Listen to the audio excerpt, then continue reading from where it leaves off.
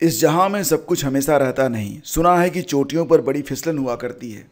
तो चोटी पर बने रहना ये एक बहुत ही मुश्किल टास्क होता है। बात करेंगे यहाँ पर बायजू के बारे में। बायजू के बारे में बताने की ज़रूरत नहीं है, आप लोग बिल्कुल जानते होंगे कि कोरोना काल में इस कंपनी ने न जाने कितने लोगों को पढ़ाया लिखाया।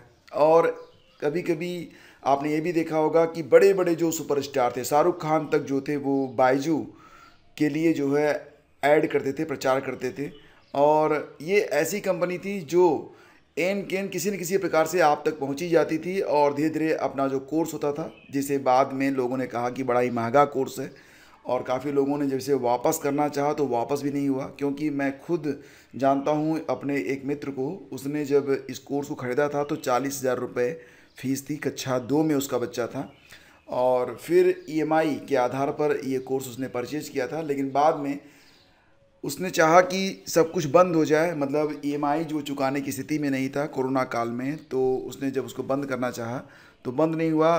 बैंक में पैसे नहीं थे तो उस पर भी उनको अलग चार्जेस लगने लगे थे। तो मिला जुला के अब स्थिति ये है कि जो बायजू के शेयर होल्डर्स हैं उन लोगों ने भी बायजू से किनारा कस लिया है और बायजू के ऊपर कई सारी मुश्किलें आ गई हैं।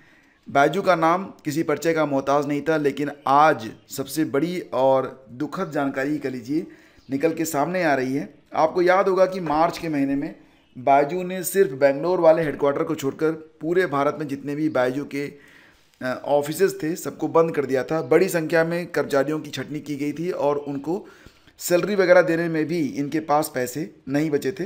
बाद में कहा गया कि आप लोगों का जो पैसा है, यानी कि जो सैलरी है, उसे हम जल्दी दे देंगे। लेकिन फ़िलहाल तो पूरा मामला क्या है? पूरा मामला यहाँ पर बायजू रविंद्रन और शेयर धारकों में चल रहा जो विवाद है वही है। बायजू रविंद्रन और कंपनी के कुछ शेयरधारक इस समय नए बोर्ड के गठन को लेकर उनमें विवाद है। मामला कोर्ट में चला गया है।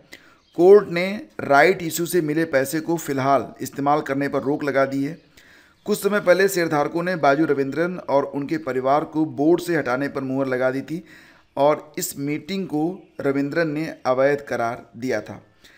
नेशनल कंपनी लॉ ट्रिब्यूशन यानी कि एनसीएलटी ने 27 फरवरी को जारी आदेश में कहा था कि एडटेक कंपनी को राइट्स इश्यू से मिले पैसे को फिलहाल एस्क्रो अकाउंट में रखना होगा। यह पैसा तब तक इस्तेमाल नहीं किया जा सकता जब तक कंपनी मैनेजमेंट और 4 बड़े निवेशकों के बीच का विवाद सुलझ नहीं जाता है। लेकिन इसी बीच एक बड़ी खबर निकल के सामने आ रही है और वो खबर ये है कि 1 साल पहले रविंद्रन बायजू का नाम सबसे कम उम्र के बिलियनियर में शामिल किया गया था, करोड़पतियों अरबपतियों में शामिल किया गया था। लेकिन अब इनका नाम हटा तो हटा, वो तो अलग बात है।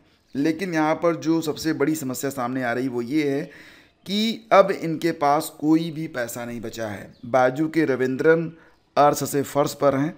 दौलत 1 साल में 17,545 करोड़, मैं फिर से बोलता हूँ 17,545 करोड़ से घटकर शून्य हो गई है।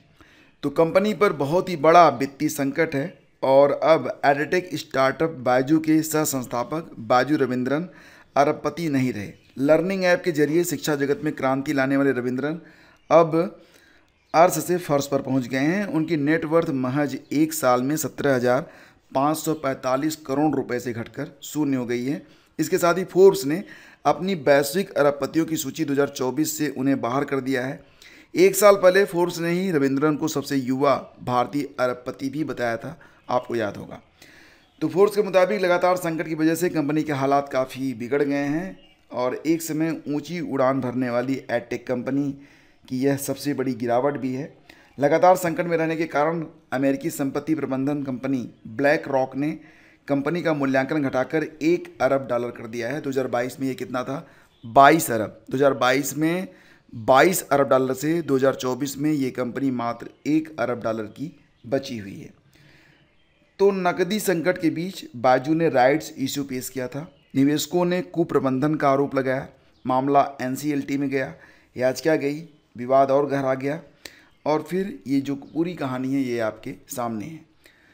तो दोस्तों देखते हैं कि बायजू में आगे क्या क्या होता है। हालांकि बायजू से जुड़े हुए जो कर्मचारी हैं उनको भी सैलरी वगैरह नहीं मिल रही है। एक बड़े संकट में ये कंपनी पहुंच चुकी है।